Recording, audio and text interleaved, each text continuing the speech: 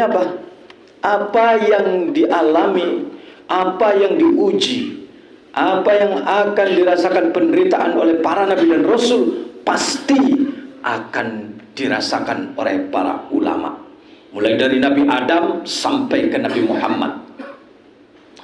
Oleh sebab itu, seandainya ulama yang menjadi pewaris para nabi diuji seperti Nabi Adam alaihissalam, maka dia akan berhadapan dengan iblis-iblis gaya baru, iblis-iblis milenial yang membuat ulama terusir dari tempatnya.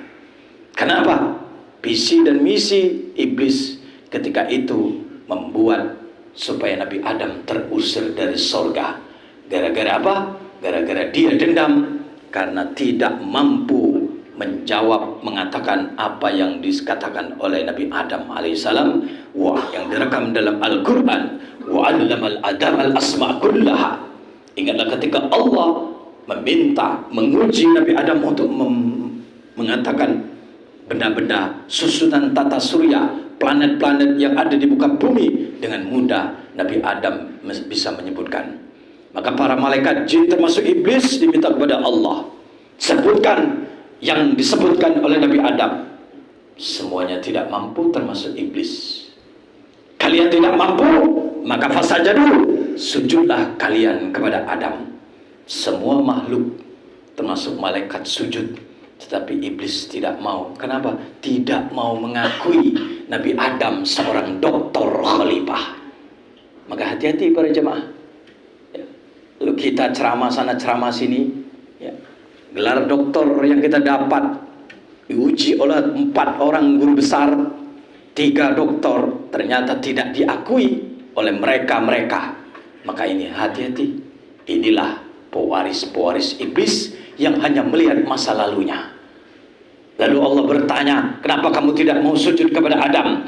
La asjuda min salsalin hama'im masnunin. Aku tidak mau sujud kepada makhluk yang berasal dari tanah hitam yang hitam pekat.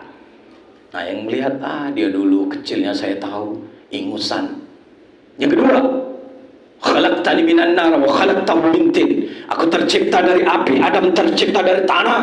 Maka gengsi, api disuruh sujud kepada tanah. Ya, dia tidak sekolah, tapi tidak mengakui kehebatan Nabi Adam, tidak mengakui orang-orang yang berilmu. Nah, ini pewaris-pewaris para iblis. Yang terakhir, ana khairum minhu, aku lebih baik daripada dia. Yang merasa lebih baik, padahal tidak bisa memberikan data ilmiah. Itulah debat capres beda, yang menggunakan data dengan yang tidak menggunakan data. Nah, inilah pewaris-pewaris. Apakah kita akan menjadi pewaris iblis? Apakah kita mau menjadi pewaris Nabi Adam? Jika ulama diuji oleh seperti Nabi Adam, maka siap bertemu dengan iblis-iblis milenial, iblis-iblis gaya baru yang membuat ulama terusir dari lembaga dakwanya, terusir dari daerahnya. Nauzubillah, summa nauzubillah. Kemudian apa lagi para jamaah? Kalau ulama diuji seperti Nabi Nuh, maka dia akan bertemu dengan orang-orang yang berbuat maksiat di atas kapal, berbuat kotor di atas kapal, berjudi, mabuk-mabukan, pesta miras di atas kapal. Lalu apakah sekarang tidak ada orang yang bermaksiat di atas kapal? Maka apabila ulama diuji seperti Nabi Nuh, maka dia akan berhadapan dengan kaum-kaum seperti kaum-kaumnya Nabi Nuh. Lalu apa lagi para jemaah? Oleh sebab itu, ketika Nabi Nuh diuji seperti itu, sama dengan Nabi Lut alaihissalam. Nabi Lut dengan Nabi Nuh, istrinya sama-sama meninggalkan mereka, justru membela kaum Lut, justru membela kaum Nabi Nuh yang ternyata mereka adalah orang-orang durhaka kepada Allah. Maka jangan heran para jamaah kalau kita melihat ada istri ulama yang durhaka kepada suaminya, justru membuka aib suaminya, justru menggugat suaminya, padahal suaminya adalah pewaris para nabi. Maka ulama itu diuji seperti diuji Nabi Nuh dan Nabi Lut. Maka istri-istri seperti inilah Buktinya istri Nabi Nuh dan Nabi Lut semuanya ditenggelamkan di Laut Merah, dan Nabi Lut istrinya dikubur hidup-hidup oleh Allah bersama kaum-kaum lesbi, bersama kaum-kaum Sodom, bersama kaum-kaum homoseks. Lalu apakah di zaman sekarang tidak ada kaum homoseks, lesbi, laki-laki dengan laki-laki, perempuan dengan perempuan? Maka selagi masih ada kaum-kaum homoseks, lesbi, maka yakinlah kita tidak akan pernah selamat dari azab tanah longsor.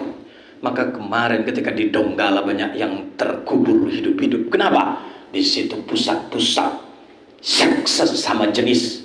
Maka hati-hati para jamaah, apabila ulama diuji seperti Nabi Lut alaihissalam dan Nabi Nuh alaihissalam, mereka pasti akan berhadapan dengan kaum Sodom, kaum lesbi, orang yang berbuat kotor, berbuat maksiat di atas kapal, orang-orang yang laki-laki senang kepada laki-laki, itu sudah ada. Kemudian apa lagi para jamaah?